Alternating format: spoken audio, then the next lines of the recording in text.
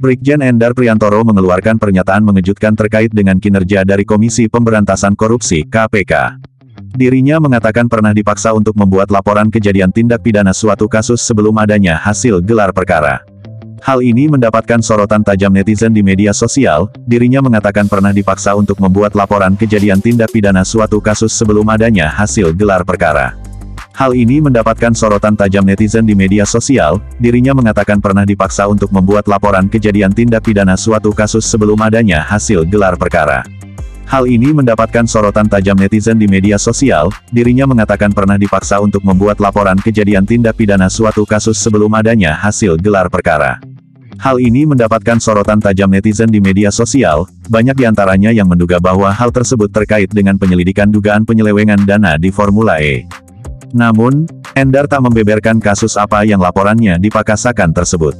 Dia hanya menyebut, desakan itu dilakukan oleh salah satu pimpinan KPK.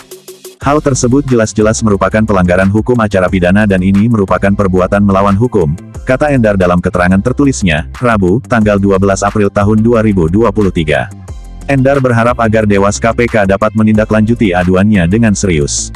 Sebab, menurut dia, pemaksaan ini sudah melanggar hukum. Selama menjabat pada jabatan tersebut Direktur Penyelidikan, saya berupaya untuk bertindak sesuai hukum yang berlaku dan mengedepankan keadilan, ujar Endar. Terpisah, anggota Dewas KPK Syamsuddin Haris membenarkan adanya laporan yang disampaikan Endar ke pihaknya terkait hal tersebut. Pihak terlapor dalam aduan ini adalah Ketua KPK Firly Bahuri. Namun, dia enggan memerinci kasus yang laporannya dipaksakan itu.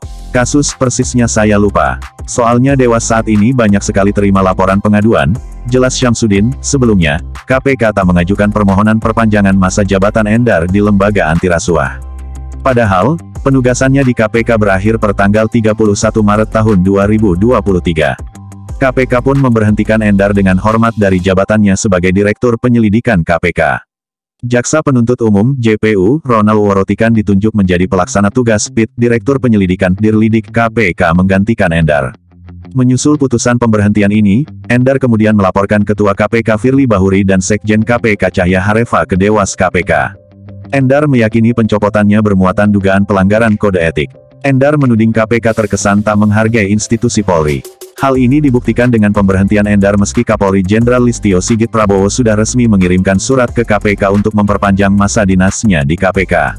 Selain itu, Endar juga turut melaporkan dugaan kebocoran dokumen penyelidikan kasus korupsi di Kementerian ESDM. Dengan demikian, total ada 3 laporan yang dilayangkan Jenderal Bintang 1 ini ke Dewas KPK. Jadi bagaimana menurut Anda?